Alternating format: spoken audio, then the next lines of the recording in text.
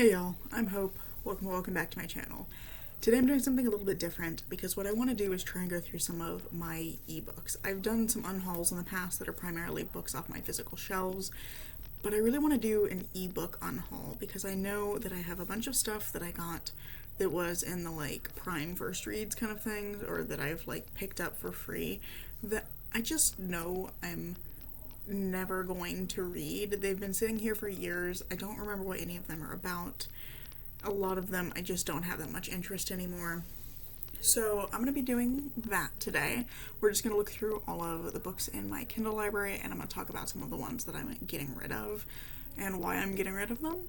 I would normally screen share this, but because I have a shared library, my mom's full name is being displayed on my screen, so we're not going to be doing that. But I will try and put the covers here of ones that I'm going to kind of stop and talk about, the ones that we're going to be actually unhauling. So, that is the plan. So to start, I've sorted everything oldest to newest because I know a lot of the Prime First Read stuff is in the older sections. It's stuff that I downloaded way back when that I have just never gotten to. I do immediately have some things that I am excited about. I have an ebook of Edgar Allan Poe's Complete Tales and Poems. I think that's fun. I do like to just kind of pick up and read some of his poetry or some of his short stories every once in a while. I've got Les Mis, which I do intend to read at some point. Don't know when that's going to be, but at some point. I've got a book about Nikola Tesla, which I'm absolutely going to read at some point. Although I've had it apparently for 11 years and I haven't read it yet. I went through a phase where I was reading a lot about Nikola Tesla, and I think I acquired this during that period. This wasn't one that I got for free, this was one that I bought, and I think forgot it was on my Kindle, so this is good for me to see this and know that it's here. But this particular one is Nikola Tesla, Imagination and the Man That Invented the 20th Century by Sean Patrick. So, try to remember to put that on screen somewhere. We got The Divine Comedy. I do intend to read that at some point, although I actually have a physical copy on this shelf over here. I think at the bottom, you probably can't see it. I've got an ebook of Dracula. Probably not going to read that as an ebook, but we'll leave it for now. I also have The Phantom of the Opera, and I'm just not sure I'm ever actually going to read The Phantom of the Opera. I don't know that I care that much about reading the original story. And I think, this one is a free, it's out of the public domain, it's a free book. So I think I'm actually just going to delete this. I tried reading it once. I didn't care enough to finish it. So, yes, please do delete permanently. Make myself a little list here of books that I am going to be getting rid of. Actually, you know what? I could put, let's make a little source here. Little window capture. Okay. Perfect. It grabbed the thing I wanted to grab. So, right in front of my face. Don't worry about it. No. Well, we'll leave it in that corner. That seems like... I'll shift over. That seems like a good spot for it. So, that's going to be our running list of books that I am unhauling. That way I can keep track of it and remember to actually take them out of my spreadsheet. I've got The Worm Ouroboros. I'm going to keep that. It's one that my uncle recommended to me a long time ago that I keep meaning to get to. It's a classic fantasy from the 60s or 70s, I think. It's pretty old. But it's, I think, about a guy who travels to Mars or something. Sounds kind of interesting. I've got Personality, What Makes You the Way You Are, which I bought for a class. Will not be deleting that. I have already read it too, so it doesn't really matter. I should just focus on stuff I've not read. I have Neverwhere. I don't know if I'm ever going to get around to reading this. I read part of it from the library and then never finished reading it. And now there's a bunch of pretty unpleasant accusations out about Neil Gaiman.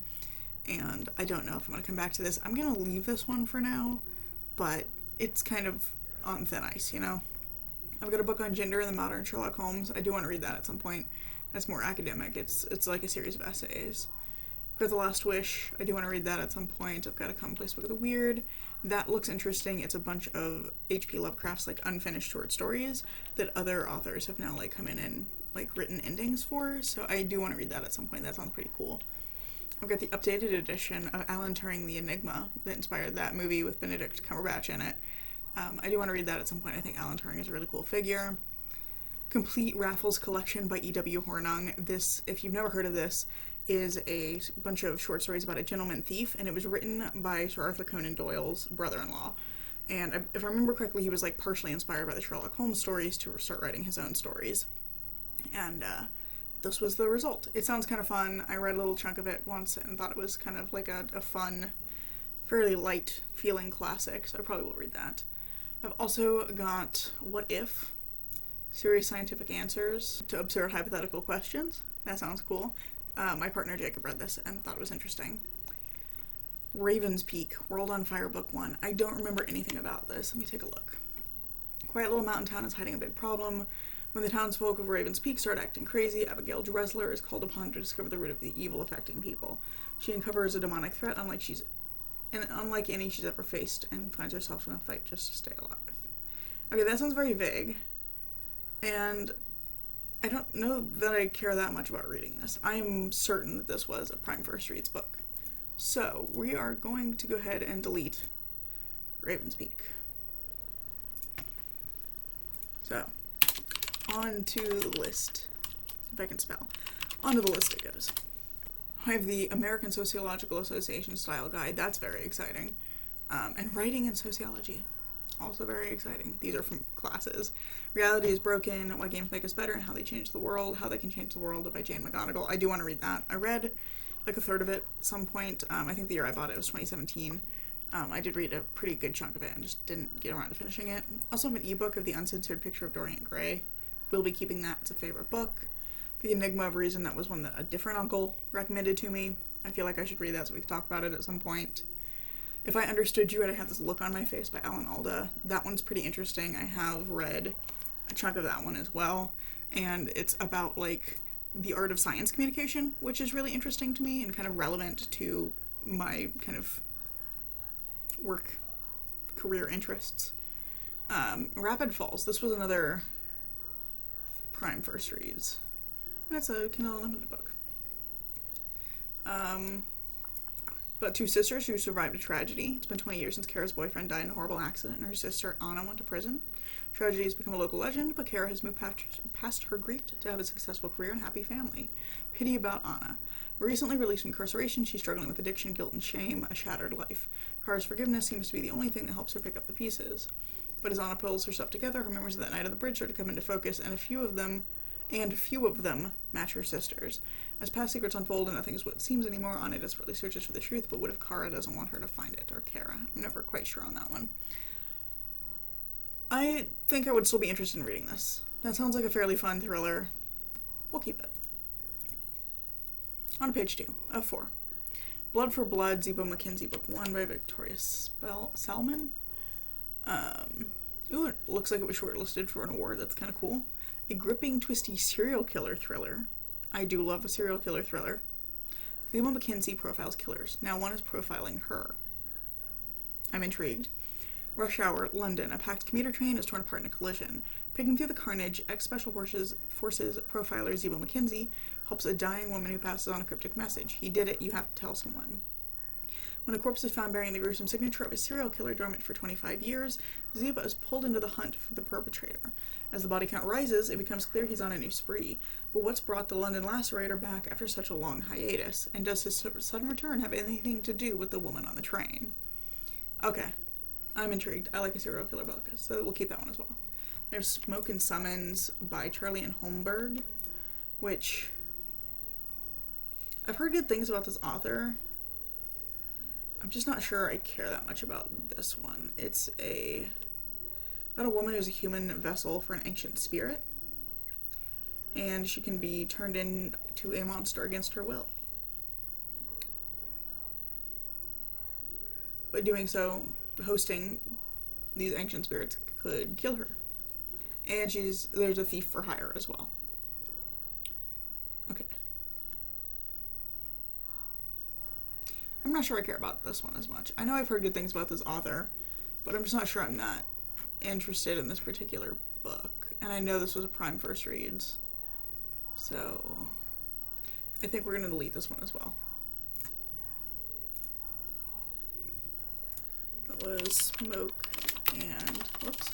Smoke and Summons. And the next one down I think is probably going to go too, because this one is a YA. Fever King, or The Fever King by Victoria Lee. Sounds a little dystopian. There's a viral magic. It killed a guy's family and he now has some sort of like magical powers as a result. This is another one that I've heard really good things about, but I'm pretty sure it's YA and I'm just not that interested in the premise. And it was another first read, so we're just gonna get rid of The Fever King.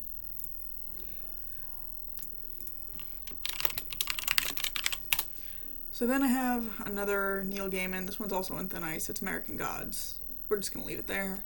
Moral Combat: Why the War on Violent Video Games is Wrong. This is another one that's like relevant to my interests and one I've started. I just haven't finished it yet. The next 4 are all Prime First Read. 5. Wow. Okay. So, first up, The Names of the Dead by Kevin Wignall, about a former CIA officer who is now out of prison, and he finds out that his ex-wife has been killed in a terrorist attack, and he needs to know why she was where she was, and find his missing son that he didn't know he had until now. Nah, I don't think I care. We'll delete The Names of the Dead. Next up, Thief River Falls. I've heard good things about this one, I think. I might be mixing it up with another book. But it says, harrowing loss, psychological trauma, and a deadly mystery test the human will to survive in this electrifying novel from award-winning author Brian Freeman. It's about a woman who is an author. Okay, interesting. And she's named this book Thief River Falls after her rural Minnesota hometown. She's secluded in her remote house as she struggles with the loss of her entire family, a series of tragedies she calls the Dark Star. Then a nameless runaway boy shows up at her door with a terrifying story. He's just escaped death after witnessing a brutal murder, a crime the police want to cover up. Obsessed with the boy's safety, Lisa resolves to expose the crime, but powerful men in the city, or in the town, are desperate to get the boy back, and now they want her too. Okay. I'm intrigued. I think I'll hold on to that one. Next up is The Killing Fog by Jeff Wheeler. I think this is another, like, fantasy. It's the start of a fantasy series. I don't remember much about this. A survivor of a combat school. Bing May belongs to a band of mercenaries. These sure are a lot of, like, fantasy words. This is another one where I think I've heard good things about this series. And it's, like, about a girl who discovers she has magic or something, and there's a guy that's supposed to be killing her, I think.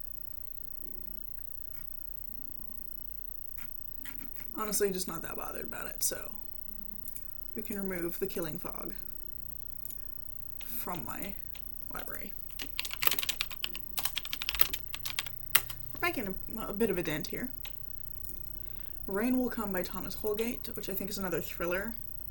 It's a debut about a twisted killer and a broken cop. Paul Sarzik, the longest tenured detective in the Illinois Bureau of Judicial Enforcement, puts the rest of the team to shame. He always gets his man, and fast until now. A double slaying isn't the open and shut case of urban crime he's used to. Connecting it to a high-profile Texas judge, he realizes something bigger is going on. It's the work of a serial killer for whom Chicago is just the beginning. Now he's inviting Paul to play Catch Me If You Can in a cross-country murder spree. Going rogue, Paul accepts the challenge, but as the bodies pile up, he must come to grips with the fact that nothing, not the killer, the victims, or the rules, is what it seems in this bloody game of cat and mouse. I don't know. I usually have kind of mixed luck with debuts, especially for, like, thrillers.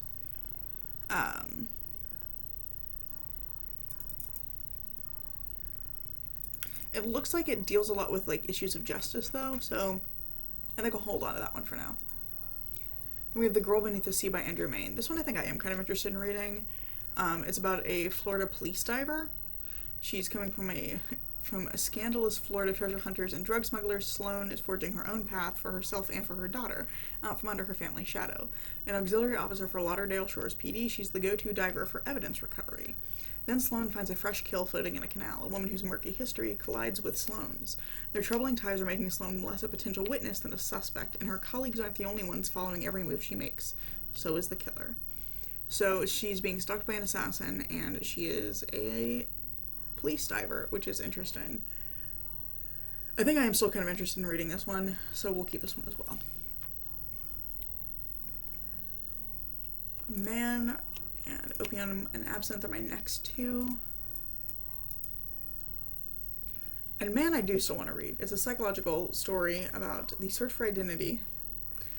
This is very literary sounding, but it's one that I am still kind of interested. It's about this guy who's like going through a bunch of changes in his life, and he's struggling to deal with like who he is and who he wants to be. And there's also like an investigation element. I think he's like a private investigator or something along those lines. So I'm pretty intrigued by that. I think it sounds cool. And then Opium and Absinthe is another one I think is interesting. It's a historical mystery, which I love a good historical mystery. It's New York City at the turn of just before the turn of the 20th century. That one. It's 1899. And it's about this woman who, there's like a series of murders, and including this woman's sister, that looks like it could have been done by a vampire. But then there's also like an issue of opium addiction. I don't know. Sounds intriguing. I think we'll hold on to that one as well. I have the Guinevere Deception, which I think I will probably give a try. I'm just not sure it's going to be for me. Naked in Death by J.D. Robb, I do want to try. I know that's a very, very long-running series, but I like a good, like, long-running detective series. Bunch of stuff I already read. The Unspoken Name I will be holding on to. My friend loves this book. Fate of the Fallen I do want to give a try. I've been to the complete trilogy, which I've kind of DNF'd at this point, but it's fine.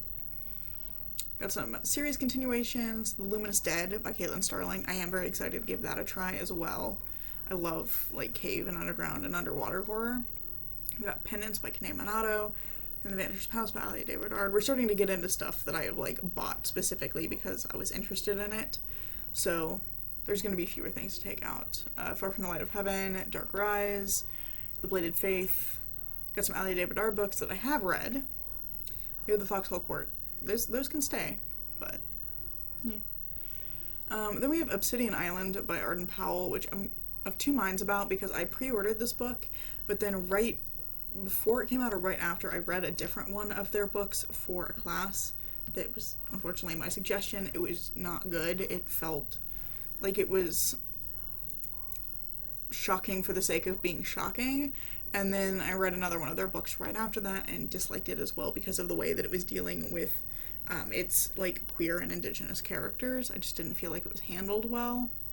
So I'm kind of debating, like, it was only like a $5 book anyway. It wasn't like I spent a lot of money on it, but I've been kind of soured on this author's writing now. I'm just not sure that I want to read this one. On the other hand, it is about a murderous island. So I think maybe I'll give this one a try, and then, like, if I'm not enjoying it, I'll delete it. Getting more into stuff I've read. Dead Until Dark, read. Into the Riverlands, I've read. Red Skull's Wake, I've not read, but I also have a physical copy, so I'll probably end up reading that one. Yeah, mostly this is stuff that I bought. Notorious Sorcerer, Empire of Exiles, The Stars Undying, 6 stories. A Broken Blade I've been hearing good things about lately. Yeah, I think we've kind of emerged from my period of time when I was getting a lot of stuff from the Amazon First Reads or the Prime First Read stuff. So that's actually the end of my list. My last 2 things are the Sunshine Court, which I bought to finish out the All for the Game trilogy. I keep saying trilogy, it used to be a trilogy. And then the most recent one being Bitter Waters, which is the novella for the Dr. Greta Helsing series. I'm so excited to read that. I love Greta Helsing. She's so cool. So, yeah. We ended up getting rid of 6 books. So, wrapping up, that was The Phantom of the Opera, Raven's Peak, Smoke and Summons, The Fever King, The Names of the Dead, and The Killing Fog. That is 6 books completely taken off my TBR, and I feel pretty good about that, actually. I'm glad to have made some changes there. I think for a while there I was really pressuring myself to like actually try some of these books, even knowing that like they were free. They were things that I wasn't actually that excited about. I got them because they kind of sounded interesting and they were free. But I've had some of them for as long as like since 2012, 2013. So I've had them for like 11 or 12 years and I haven't read them, and I've never really come back or even looked at them. So there's just several things there that I don't think I'm ever going to get around to reading. I feel good about that. I feel good about the progress we've made here today. So I'm going to go remove these from my spreadsheet and get my updated like TBR number for my overall TBR, and then I get to move forward with fewer books, which is very exciting. That's always a good thing, especially because I have a tendency to forget things that are on my Kindle anyway, so like having fewer things that are just kind of lurking there waiting for me to read them is kind of nice. So anyway, I really hope you've enjoyed this video. Let me know if you ever like do a Kindle clear out, just like getting rid of stuff off of your ebooks list. I would love to know if you've like ever done that, or if you, like me, forget that things exist if they're in ebook format, because I very much do. And I really hope you've enjoyed this video. If you have, I hope you'll consider giving it a like, maybe even subscribing to see what comes next. I'm currently posting on Tuesdays and Saturdays, and I hope to see you in the next video.